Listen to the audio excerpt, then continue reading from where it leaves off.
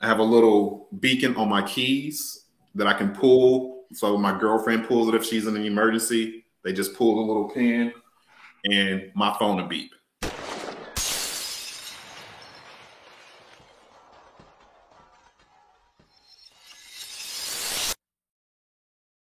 Hey, Gun Fam.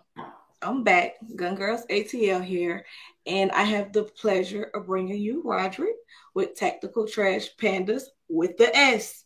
So, Roderick, can you tell them a little bit about yourself? Hey, I'm Roderick with Tactical Trash Pandas. So it stands for Tactics, Techniques, and Procedures. We are a firearms company. We do firearms training and medical training.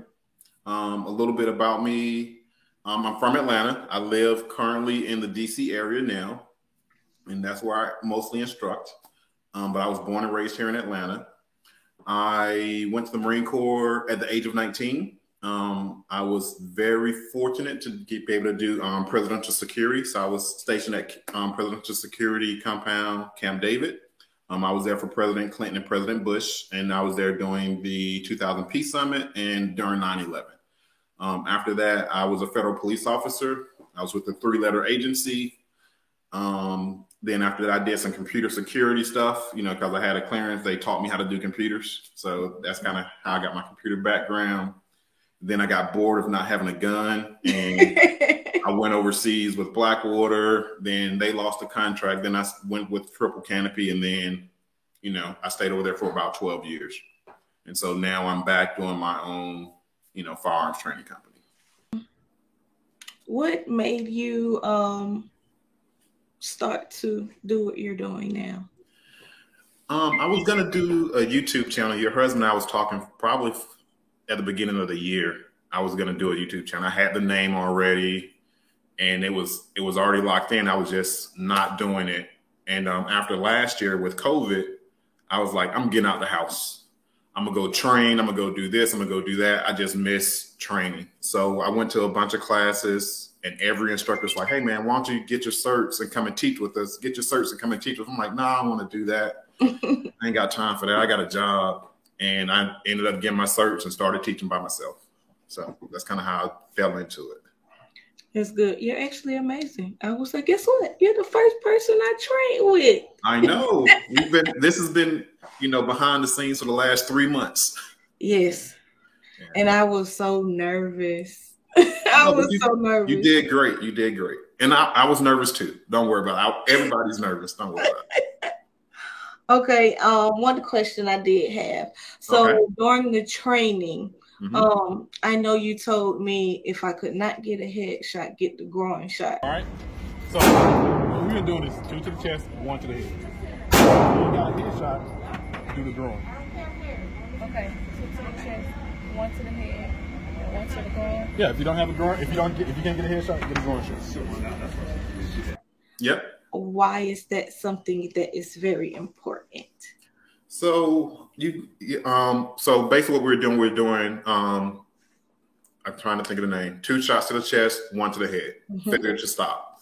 So the reason behind that, if you're doing 2 shots to the chest and that person or whatever you're shooting did not go down, then you need to adjust your point of aim. So the point of aim will be in the head area.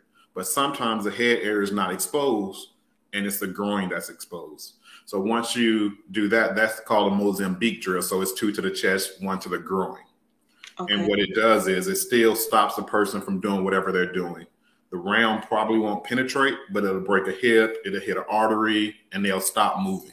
So, you just want to give yourself time to get away from that situation. Okay. See, I learned a little bit of everything today. Yeah.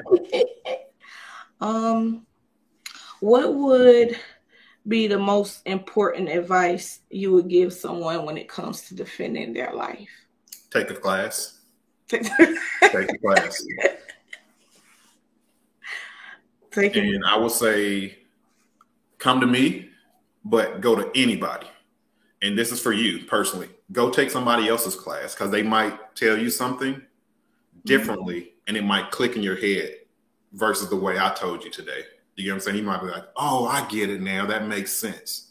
So take as many people's classes as you can, but just take a class because you don't know what you don't know. And then when you take a class, you start to kind of say, okay, cool. Like you were today, it's like, oh, this makes sense. Now I can put it together. Yes. You know, but trying to go out there on your own and learn how to swim, you'll drown every time. Yeah, I learned a whole lot from the stance, and today was my first day actually training with the holster. Yeah. I've always been scared to try it. I don't know, I guess, you know how you watch stuff on the internet and they be like, oh, he done pulled it out and shot himself. Yeah, but that's why, remember when I told you, we just take it slow. Just take it slow here in training. And then you'll just eventually build up speed. And then when it's time, you're good. But don't try to rush. Don't look at me and say, hey, he did it this way. I need to be just like that. I've been doing this since I was 19. And I got a lot of gray in here. So I've been doing it a long time. But just take your time. You're a new shooter. You started, I want to say last summer, right? I started in February. This year. Okay. February this year. I did. Right. I started February this year. Yeah. So you almost hit your year anniversary. It's coming up soon. But but just take your time and don't try to compete with the person next to you. Compete with yourself. Yeah, because I've noticed that I rush it. Yeah. I rush it, then I try to anticipate the shot and I jump. Yeah. Oh, yeah. Yeah. But that jumping, you're gonna always jump. I go to the range sometime, I'm getting ready, I'm geared up, and I'm ready, and then I'm like, oh, I'm in the range. Okay, that's supposed to happen. You know, it happens. So don't let it bother you. Okay. What part of your career would you say you received the most intense training? I'm gonna have to say my time in the military. I was very fortunate to be selected for presidential security. And what that entailed, just because when you do presidential security, you have that name, there's a big budget that comes along with that. So I was very fortunate. We had two Navy SEALs. They flew two Navy SEALs out to come and teach us pistol and shotgun for the whole week. And then we were fortunate to have Ken Thatcher, which was head of LA SWAT at the time. They flew him out and taught us CQB for a week. So we had a good 2 weeks of that. And then, so we learned how to assault planes, buses, sewers, buildings. Wow. And then they sent, I want to say H&K out to us and taught us, they don't use MP5s anymore, but it was a cool guy weapon in the 90s. They sent H&K out to teach us how to be instructors on the MP5. And so it was a good 3 weeks of just training, 16-hour days every day. Wow. So that's where I learned the most. And it kind of made me, it was a really good foundation. And that's not to say every other class I've taken was bad, but that's the one that, to me personally, pushed me in that direction. Yes. Okay. So, okay, I guess I will start with another one. What are a few other things as far as background, that really put you in the situation of wanting to train? That would have to be when I worked overseas. So not my current job, but my previous job, I was an overseas contractor for about 12 years in the Middle East. So just training with my team, that was very enjoyable because then I felt like the old guy, like, no, do it this way, do it, imparting my knowledge onto the next generation.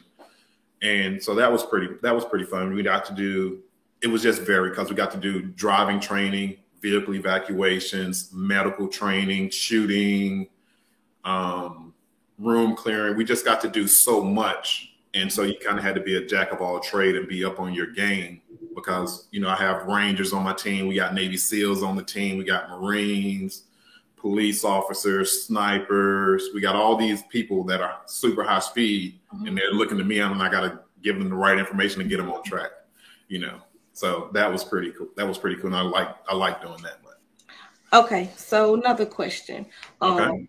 I went to school for nursing and so I got a little bit of medical background. Okay.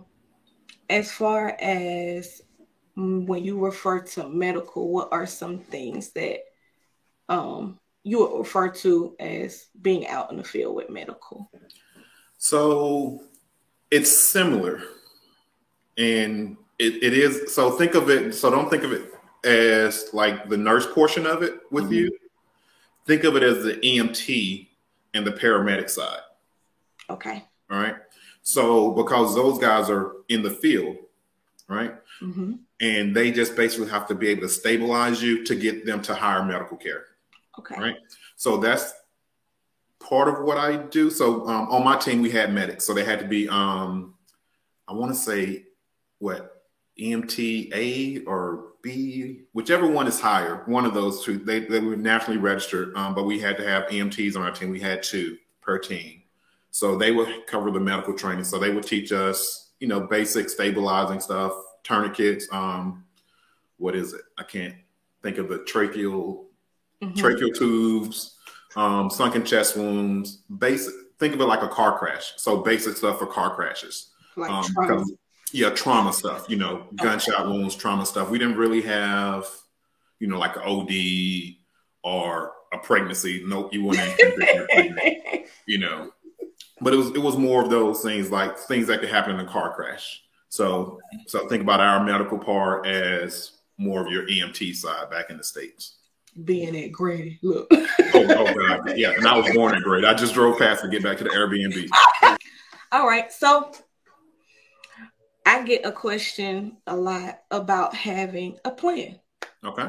If what they had, what's their favorite thing? If SHTF. Yes. Yeah, SHTF.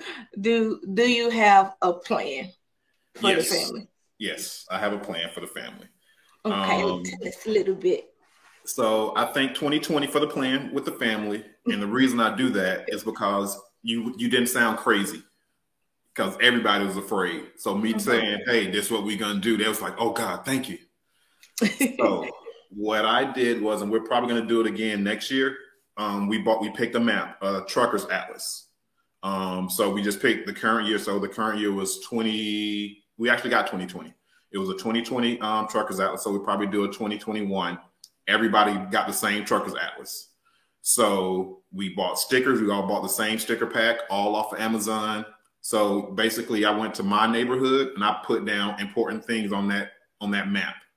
I'll take a picture, I send it to my brother, send it to my father, send it to anybody that needs to know. So if they came to me, they can pull out their map, put the stickers in place, and they knew where everything was. Wow. Right? So then it was kind of OPSEC. Nobody had your information that they need to know. And if the internet went down, you had it in a book. Wow. Make sense? Okay. So the other thing I did, if you check out an unboxing video, which nobody checked it out, you know, I only have like 2 subscribers, me and then my other YouTube account. And you guys subscribe too. But I had a binder there. It's called an area study. So in that binder, I have listed all of the grocery stores. I have a map, and it sounds crazy, and I'm probably it sounds genius. But I have a map. You know, I just printed it from Google of my area, so I know where all the swimming pools are. I know where the lakes are. I know where the rivers are that are close to me. So if I need to get water, I can get water. I know where the grocery stores are. I know where the alternate grocery stores are. I know what's in each shopping center in my neighborhood. So if I have to find it, I can find it. I have a list of radio channels. Okay. So we each have radios. So my daughter, my girlfriend, and I, we have GMRS radios. And so you just have to get a license. I think it's $75 now, but it should be going down to like $30 for 7 years. And you just get one license. It covers you and your whole family. Okay. And that allows us to communicate because communication is important. So we have that. Then we have regular walkie-talkies to hear everybody else. We have a CB radio and we have ham radio. So we can hear what everybody else is saying. We can communicate to people if we need to. It's also important for if, you know, let's say there's a hurricane. It's not SHTF, but it's a hurricane and they're distributing food somewhere. How are you going to hear it if the power's out? You need to turn on the portable radio so you can hear, hey, they're giving out food 2 blocks away. They're giving out water over here. You know, so we have stuff like that. Obviously the ammo and the guns and all that stuff. And what else do I have? I know I have some other stuff. I use a GoTenna mesh. So like if the cell phones go down, I can still communicate and send out text messages through my phone. Where are my keys? I have a little beacon on my keys that I can pull. So my girlfriend pulls it if she's in an emergency. They just pull the little pin and my phone will beep. Tell me a little bit more about that beacon. So it's like this. It's just a little thing like this here. My phone is here. It's going to be loud. So everybody, please forgive me. So if she's telling me no. Okay. Let me gear the phone up so I can turn it off real quick. We don't want. No, I don't want to get you in trouble.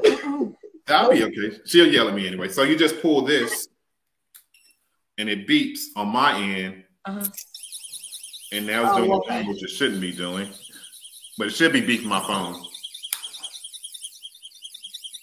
All right. See, she was right. I shouldn't have done it. Now it's not working. See, bro, we gotta listen to the women, bro. You gotta listen to you right.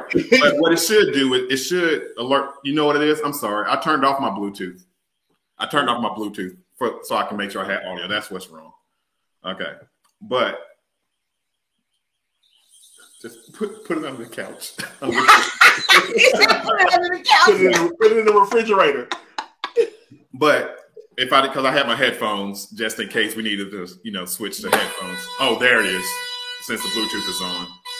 So to do this, it alerts everybody. Let's see here. Oh, wow. Yeah. Please send us that information. You'll be an alert like this.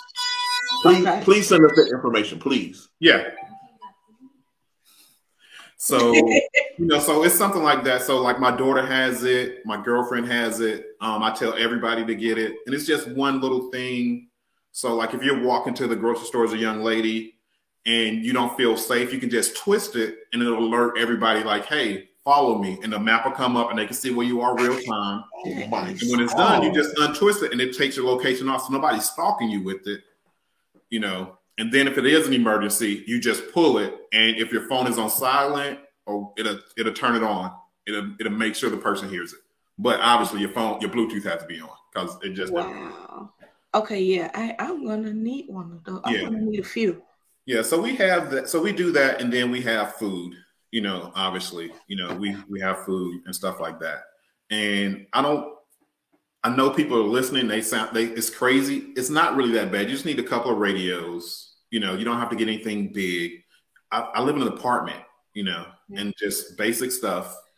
And like, not to cut you off, but as far as the radios, why is it important to? Well, I know one of the reasons, but why is it important to make sure you're able to hear everything that is going on?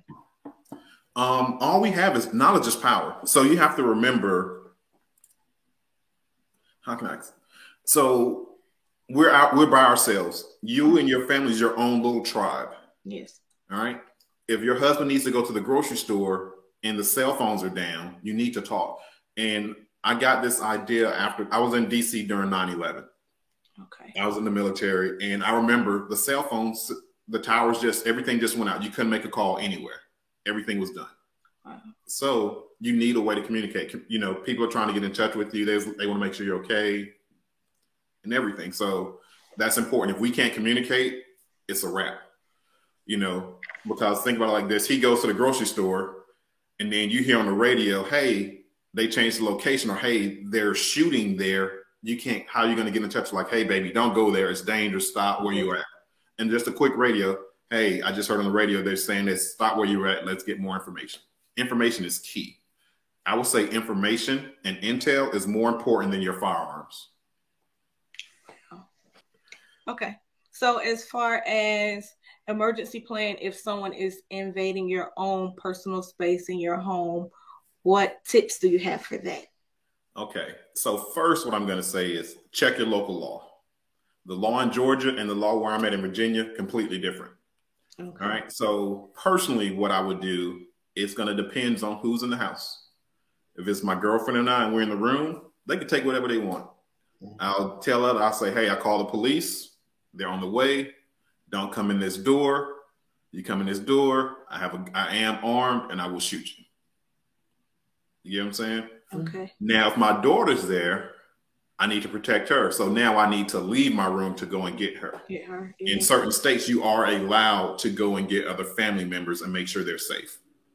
All right. Okay. But my daughter being my daughter, she's also armed, and she will shut her door, and she will tell them the same thing that I just told them. You can take whatever you want. The police are here, or on their way. Leave. And then, so I have Google Nest. I'm sorry. Yeah, I have the Google Nest and the Google speaker in the living room, and my daughter has a Google Nest in her room. So we'll just do a what is it called? What is it? The broadcast? Broadcast. We'll just do the broadcast, and the person there can hear it. We just say, "Hey, this is what's going on. Do not come in any rooms. Each room is armed. The police are on their way. We got you on camera. So I would advise for you to leave." That's how we are. Then what I would do is I would call 911. Yeah. While I call 911, I will leave them on the phone, and I'm not going to talk to them because they're going to tell me some stupid stuff. I'm serious. Yeah, you have to remember that, and there's nothing wrong with, but you have to remember the dispatch person. She's not a shooter. She doesn't know your house. She doesn't know what's going on. She's there to kind of keep you calm until the police can get to you. And I don't want to say she, whoever that person is, right? So, and even if she told you to do something and it was wrong, you're responsible for that. So I'm not even going to listen to her. I just want the phone open so they can hear everything that I'm saying, and they can know that I'm telling this person to leave. Because think about it. Even if I'm in the right, you're going to court. Yeah. So I just want them to hear, hey, he told him to leave. He said, don't come in this room. He said, the police are on their way. He said, I got a firearm. I fear for my safety. Do not enter. They enter, then you do what you feel needs to be done. Okay.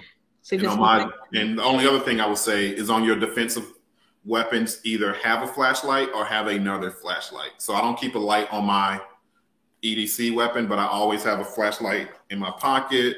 I have flashlights in my bag. I got a flashlight in the other pocket because I was trained where we just, hold our light here. And I don't want to clear the house with my flashlight pointing my gun and the flashlight at people.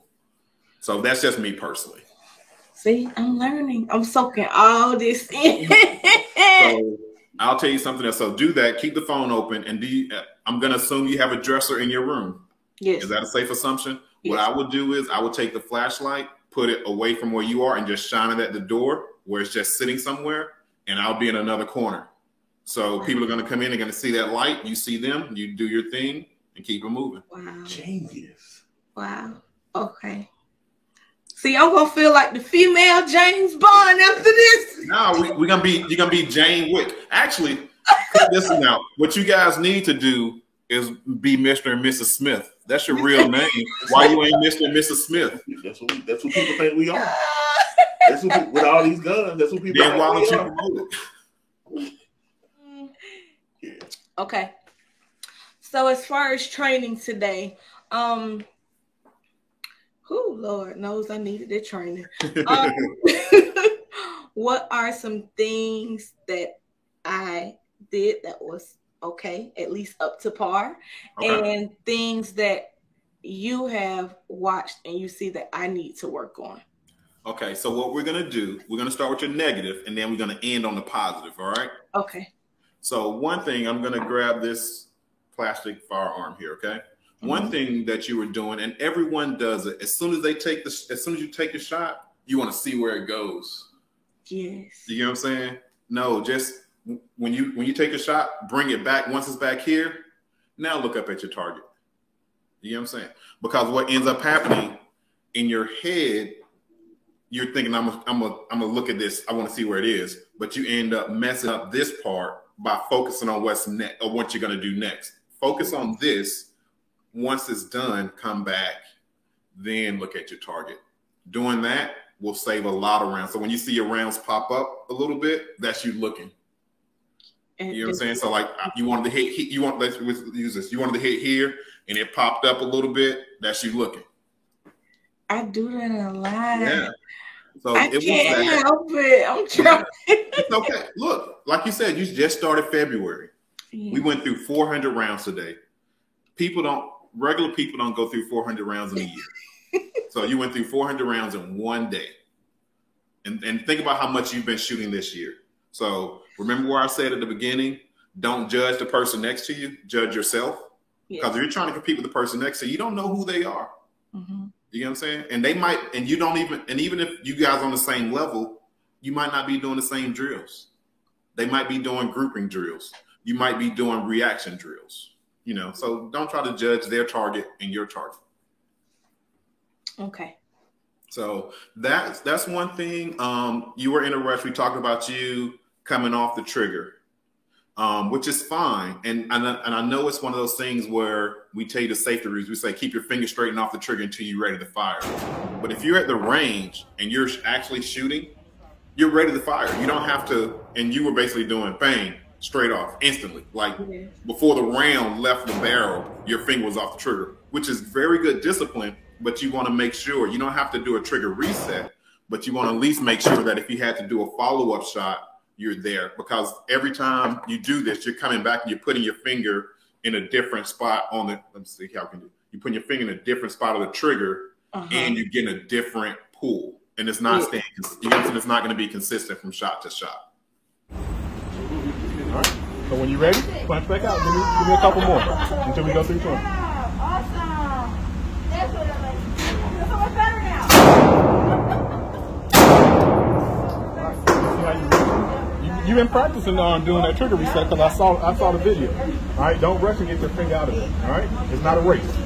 All right, you don't have to do the trigger reset, but don't race out of it. All right.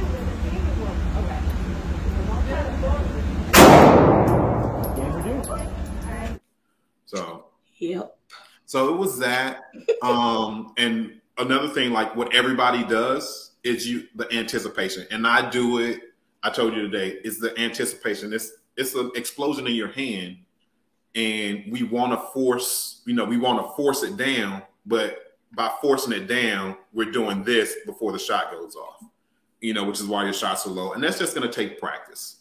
So those are the things I would say that you did that we're not going to say bad, but we're going to say you need to work on. But I need to work on them.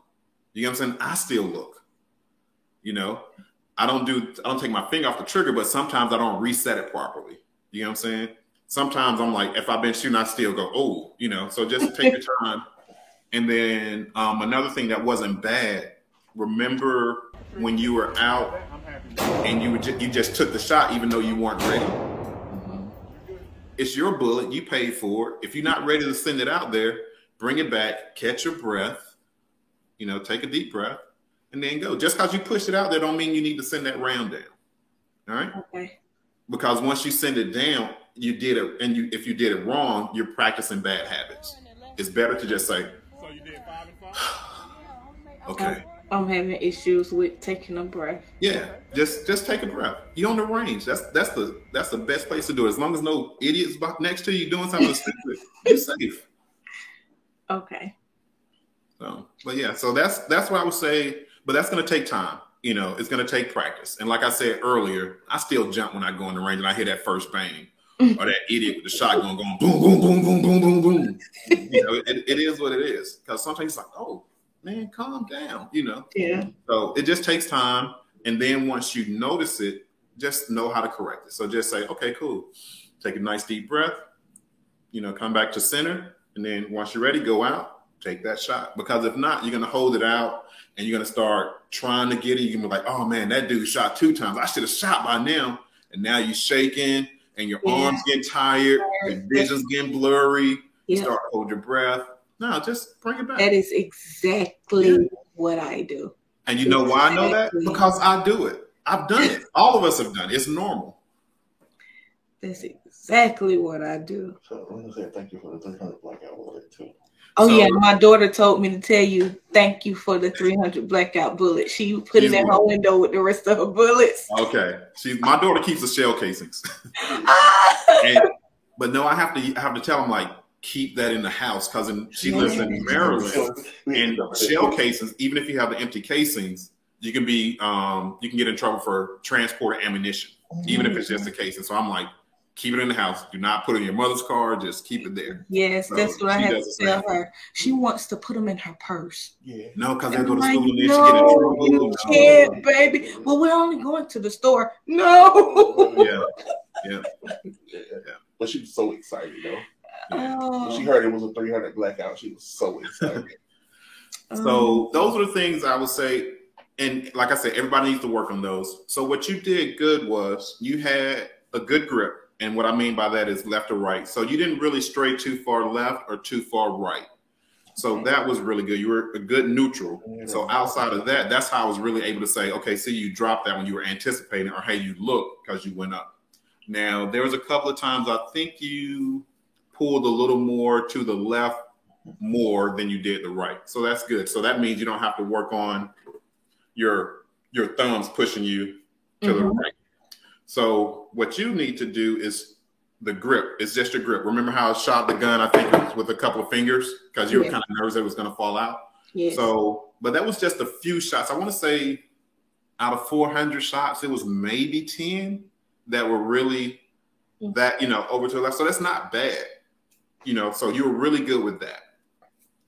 Your trigger pull was really good. Okay. Your sight picture was good.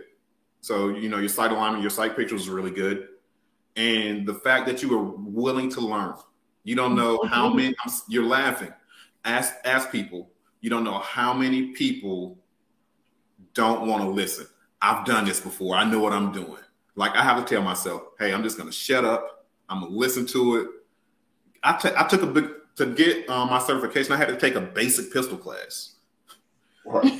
When I got back from overseas, I took a security job part-time and to find work, and I had to sit through a week basic security guard class. I had to sit through a week of basic pistol, and I was like, oh my God. So we all have to do it, but just the fact that you were willing to listen and learn, and then you applied what I told you instantly, and you did it right, and you were on the target. And you have to remember, we were shooting full size targets. We were also shooting 11A printer paper with targets on it. Like that's the A zone. If you think about it, that's all. So every time you hit the paper, you hit the A zone, which was a perfect shot. But we were just trying to aim a little bit smaller. You aim small, you miss small. But see, you made it so much easier. You do not understand. From the videos that I watch, and these trainers they're like harsh. And it's like they're stuck on drill sergeant and pounding something into you. And it was like you really sat there and took your time with me. You didn't speak to me in any kind of ill manner or any kind of negative way of, oh no, you're doing it wrong. You're not doing this. You're not doing it. You actually took the time to sit there and guide me through it. And I really appreciate that. Okay. And thank you. But so those guys, because I look at their videos too. Mm-hmm. So, and it's nothing wrong with what they're doing. You have to know your audience. Yes. So like when I'm at work or when I was overseas contracting, I cursed all the time. That's what I'm afraid of now because I'm just so used to being around, men and women that shoot all the time. Just, hey, do this, hey, do that, and using, jargon like, hey, do a double tap, do 2 to the chest, 1 to the head, and just saying it, or hey, do this and do that, and going whatever. But that's normal. If I talked all nice and gingerly, they'd be like, honey, what's wrong with you, man? Why are you talking like this?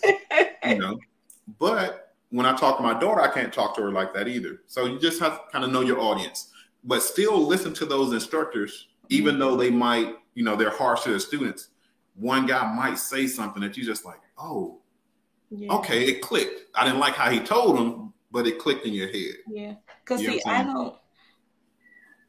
won't necessarily say that there is anything wrong with it. Mm-hmm. It's just me. It's you. Yeah, and that's what I'm saying. You have to know your audience. Yeah, so that is why I was nervous, because I was scared that is what I was gonna get. So that's why I'm like, no, I would never be ready for this. I'm not ready for this. It makes no. so let's say if we when we train again, because we're going to train again, yeah, I might be harsh on you next time because I know you can do it. Mm-hmm. You get what I'm saying? But that's because in that moment, that might be what you need. Yes. You get what I'm saying? Like we have a young lady that she just has really bad anxiety. She just had to, remove herself. And that's fine. There's nothing wrong with it. We did get her some rounds down range. Yes. She was like, my firearm's not working. And I was like, hey, you need to clean it. That's why you're having those issues. But was that compounding with the nervousness? Or my girlfriend, she has anxiety issues. My daughter does too. But you just have to work with them. And there's nothing wrong. There's nothing wrong with the nervousness. I was nervous. I was like, oh man, I hope this goes good. I don't want to mess up. Hopefully I don't say nothing stupid. Hopefully everybody enjoy themselves. I was like, okay, please don't curse. Please don't curse. I overthink everything. So you mentioned your daughter. Mm-hmm. So as far as training your children, how do you feel about that? And what is the age that you think is appropriate to start training them? Okay, and I would say that depends on what kind of training, but I'm going to assume it's firearms and then basic safety. Yes. So it depends. My niece and nephew, I love them to death, but I won't teach them firearms because they play too many video games and they don't have that fear, if that makes sense. And you need that fear. Like you need to be sure, like, okay, I don't want to do anything. It's not a game. I don't want you to think it's a game. It's fun. It's a shooting sport, but I don't want you to, go around thinking it's a game and I'm just going to play with this gun. So they wouldn't do that, but it's certain things they will do. I won't let my daughter do, if that makes sense, just because each kid is different. One child might be more mature this way. One child might be more mature that way. So with my daughter, my cousin during Thanksgiving was actually making fun of me. She's like, you done made your daughter paranoid. I taught my daughter how to check corners, so she knows that if she coming anywhere, she checking her corner, she doing this, she doing that. But I didn't teach her, hey, check your corner. We played hide and seek. And I would hide in the corner and get, and be like, boo, like daddy got you. And this was little when she was 2, 3, So now she's like, I'm gonna check my corner. She don't know why she's doing it, but she's doing it. You know what I'm saying? So I didn't freak her out. So she's not nervous and paranoid, but she checks her corner. She knows, hey, I need to sit right here. She'd be like, daddy, sit right here. Daddy, why you sit right here? Because I want to see the entrance. I want to see the exit. So now she does it. You know what I'm saying? So it's little stuff like that. We go on vacation. I'll say, hey, honey, you got point. And she's like, what does that mean? I was like, that means you're going to be in front. You leading the way. You got point. All right, so you lead the way. You know where we're going. You looked at the map. Get us there. So just little stuff like that. So I give her the map, and she will get us to wherever we're going. It's a little beach, maybe a couple of blocks away, or I will get us there and I say, hey, you get us back, which makes her pay attention. And now she does it. She's like, no, like one time we were driving. We were in California. She's like, no, that's not our building. Our building was this number, and I was like, dang, I ain't even remember, but she remembered because she pays attention. So, it's just little stuff like that. And then I say, oh, you take 6. So now I'm giving her these commands and she's not thinking what daddy talking about. But now that we're getting into firearms,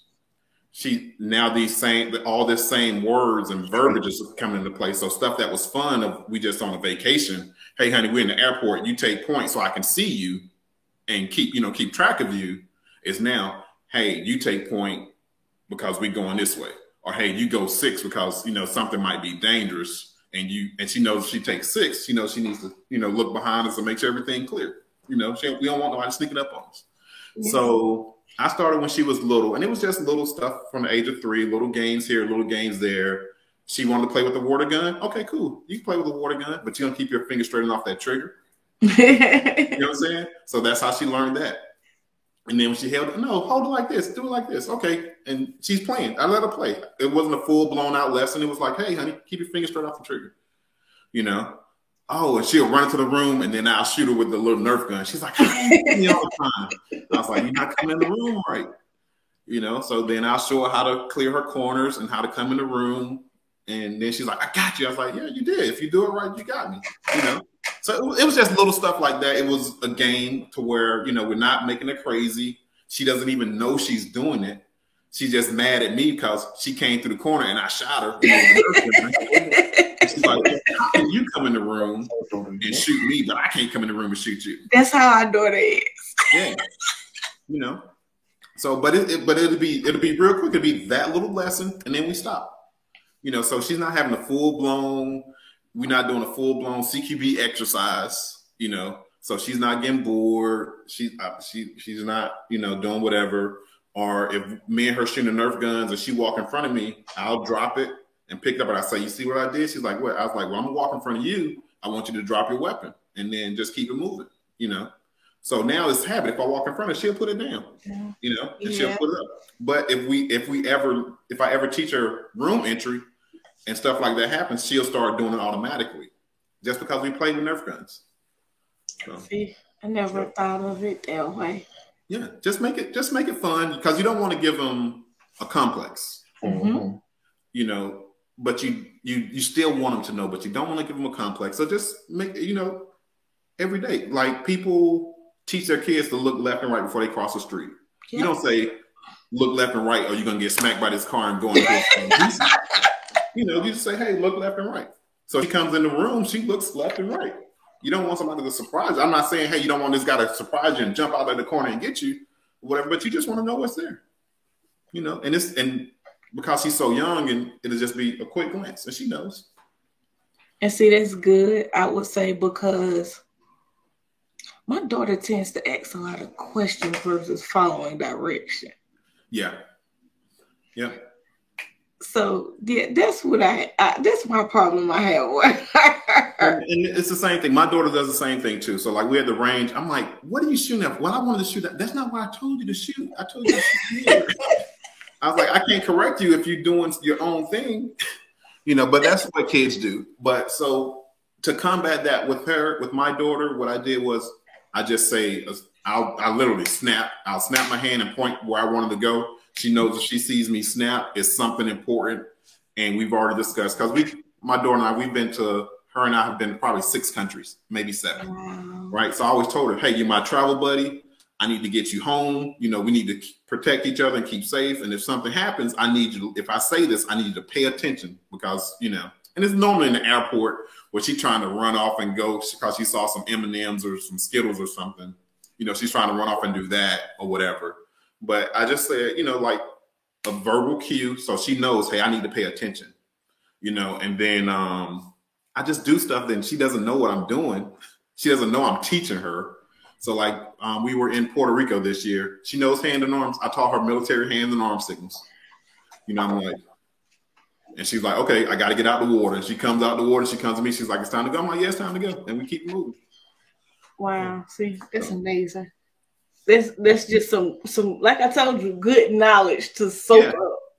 But it's one of those things, because she the first time she asked, she's like, what are you doing, Dad? I was like, that means come here. You came here, didn't you? You know. But now she knows it. So now if she's far away, so she has a thing like if she's off playing, she knows I'll stay in the same spot. She knows she'll play for 5-10 minutes and just a quick glance. Okay, cool. Daddy ain't telling me to do nothing. She keep doing it. And she knows she needs to stay in my line of sight, you know, however big or small that is.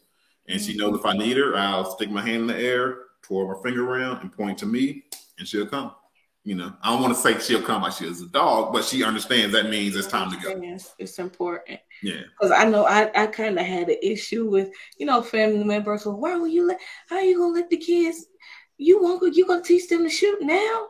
And it's like, I feel like it's an important thing for them to know.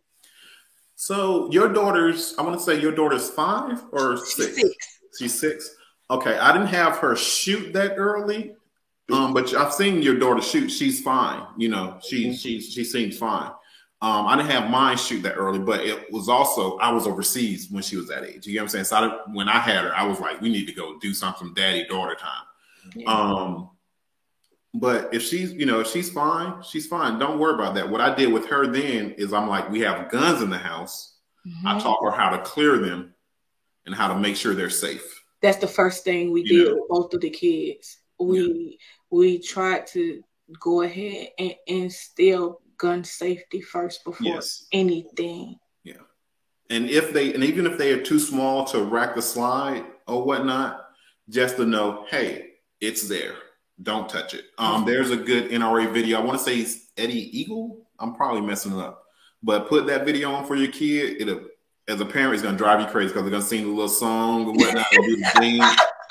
But it'll teach them gun safety. You know, that wasn't out when my daughter was younger.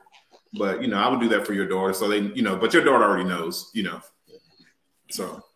And you got to give everybody your info. Where can they follow you and subscribe to everything? Okay, so you can follow me at Tactical Trash Pandas with an S on YouTube, Facebook, which I haven't really been good on Facebook, but I'm on Facebook. Instagram, I'm trying to get good on Instagram. I'm posting there. TikTok, I have one TikTok, but I feel like I'm a little too old to be doing that. No, you're not. So I know, but it's just too much. Like I can figure out Instagram and I can figure out YouTube and Facebook, but trying to figure out TikTok, I'm like, what TikTok is like, I'm like that with TikTok. Like, what is this? I understand it, but